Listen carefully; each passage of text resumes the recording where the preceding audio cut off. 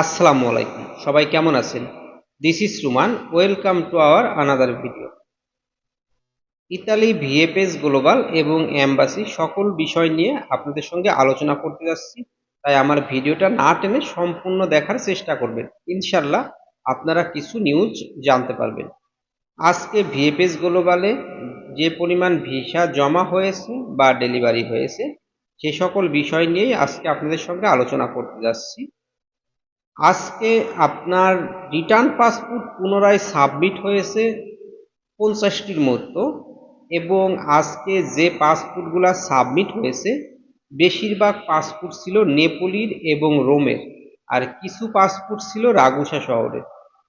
এবং আজকে 2025 সালে যারা ওয়েব পোর্টালের মাধ্যমে ফাইল জমা দিয়েছে তাদেরও ভালো পরিমাণ একটি জমা ছিল, প্রায় 40 থেকে 45টি 2025 সালের ফাইল জমা হয়েছে ভিএফএস গ্লোবালে।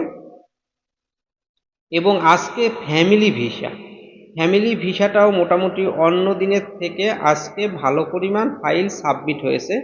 ফ্যামিলি ভিসাও আজকে প্রায় 50 থেকে 55টি ফাইল জমা হয়েছে। এবং যে ফাইলগুলা ফ্যামিলির জমা হয়েছে এইগুলা হচ্ছে 24 সালের নভেম্বর, ডিসেম্বর এবং 25 সালের জানুয়ারি, ফেব্রুয়ারি, মার্চ। ফ্যামিলি ভিসা 24 সালের জানুয়ারি, ফেব্রুয়ারিতে অনেক ভুক্তভোগী আছে, এবং 23-এরও নভেম্বর, ডিসেম্বরের ফাইলগুলা আটকা পড়ে আছে, কোনো কাজ হচ্ছে না। কিন্তু সব দিক থেকেই ইতালিয়ান ভিএফএস গ্লোবাল বলেন আর অ্যাম্বাসি বলেন, ওরা ওদের মতো কাজ করে যাচ্ছে। ফ্যামিলি ভিসা আজ একটু বেশি অন্য দিনের থেকে, কারণ ফ্যামিলি ভিসার কাজ ওরা খুবই স্লো করে দিয়েছিল। এবং গত 2 সপ্তাহে দেখেছি 25 সালের ফাইলগুলাও তেমন জমা হয়নি। তবে আজকে 23-24 সালের গুলাও যেমন জমা হয়েছে, 25 সালের গুলাও তেমন জমা হয়েছে, এবং ফ্যামিলি ভিসাও তেমন জমা হয়েছে, মানে সবকিছুই স্বাভাবিকভাবে জমা হয়েছে। গত সপ্তাহের আগের সপ্তাহে যে পরিমাণ ফাইল সাবমিট হয়েছে রিটার্ন পাসপোর্ট, ওইভাবে ফাইলগুলা আজকে সাবমিট হয় নাই, বা গতকাল আজকের থেকেও কম ছিল। আজকে মোটামুটি স্বাভাবিক পর্যায়ে ফাইল সাবমিট হয়েছে, একবারে বেশিও ফাইল সাবমিট হয়নি বা একবারে কমও ফাইল সাবমিট হয়নি। তবে আশাস্বরূপ যে পরিমাণ ফাইল সাবমিট হচ্ছিল গত সপ্তাহের আগের সপ্তাহে, আমরা চাচ্ছিলাম এইভাবে ফাইল সাবমিট করে যে ভুক্তভোগী আছে এদের একটাই সমাধান দিয়ে দেওয়ার। এবং অনেকেরই রিজেক্টের এসএমএস আসছে। আসলে রিজেক্টের এসএমএস তো ওইভাবে বলা যায় না, কারণ যার রিজেক্ট এসএমএস এসেছে এদের ভিতর থেকে শতকরা 1% লোক যায় ফাইল তাদের তুলতে, আর বাকিগুলা যারা আছে তারা ফাইল তুলে কি করবে, তাদের তো আর ভিসা হয় না। ফ্যামিলি ভিসার বিষয়ে যে আপুরা ফাইল সাবমিট করেছে, তবে আপনারা হয়তো ভুক্তভোগী হয়ে আছেন, কিন্তু ফ্যামিলি ভিসা রিজেক্ট হয় না, হঠাৎ 2-1টি ভিসা রিজেক্ট হয়। এই জন্য আপনারা 2 দিন আগে হোক বা পরে হোক আপনারা ভিসা পাবেন।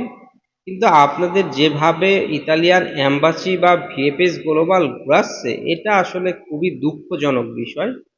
ফ্যামিলি ভিসার ক্ষেত্রে রিজেক্ট হয় কাদের, যেমন কিছুদিন আগে যে আপুর ভিসাটা রিজেক্ট হয়েছিল, তার ভিসা রিজেক্ট হওয়ার মূল কারণ হচ্ছে সেই আপুদের বিবাহ ছিল মোবাইলের মাধ্যমে।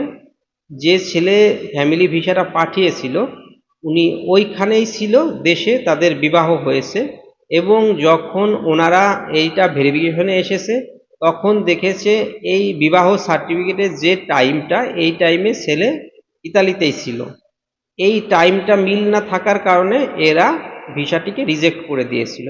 তাছাড়া আপনার ফ্যামিলি ভিসার সব কিছু কাগজপত্র এবং বিবাহবার্ষিক সব কিছু ডেট অনুযায়ী যদি ঠিক থাকে, তাহলে আসলে আপনাদের ভিসা রিজেক্ট দেওয়ার কোনো প্রশ্নই আসে না। ওরা ঘোরাচ্ছে, বিভিন্ন তালবাহানা করছে, এটা আসলে শুধু ইতালিয়ান অ্যাম্বাসির দোষ না, এটা সব ক্ষেত্রেই দোষ। ভিএফএস গ্লোবালের অবশ্যই এখানে একটি হাত আছে। ওরা যতই বলুক, ওরা ওদের টাইম অনুযায়ী ইতালি অ্যাম্বাসির কাছে ফাইল হস্তান্তর করে দেয়, কিন্তু এটা আসলে মূল কথা না। ওরা এভাবে সাধারণ জনগণকে বুঝিয়ে রাখার জন্য বলে। আমাদের এখন মূল দেখার বিষয় হচ্ছে কয়টি পাসপোর্ট সাবমিট হলো, কয়টি ভিসা হয়েছে এটা দেখার বিষয় নেই, কারণ এখন যারা পাসপোর্ট সাবমিট করবে সবারই ভিসা হবে। এই জন্য ভিসা কয়টি হলো সেটা দেখার প্রয়োজন না, প্রয়োজন হচ্ছে আমাদের নতুন করে রিটার্ন পাসপোর্ট কয়টি সাবমিট হলো, বা স্ক্যানিং পাসপোর্ট কয়টি সাবমিট হলো, বা 2025 সালের ওয়েব পোর্টালের মাধ্যমে কয়টি পাসপোর্ট সাবমিট হলো, এবং ফ্যামিলি ভিসার পাসপোর্ট কয়টি সাবমিট হলো। মূল আমাদের দেখার বিষয় হচ্ছে এটা। বেশি ফাইল জমা নিলেই ভালো, কারণ ওরা যত বেশি ফাইল জমা নিবে তত কাজের অগ্রগতি বাড়বে। এটাই হচ্ছে সর্বোপরি শেষ কথা। সবাই ভালো থাকবেন। আল্লাহ হাফেজ। দেখা হবে অন্য কোনো ভিডিওতে নতুন কোনো নিউজ নিয়ে।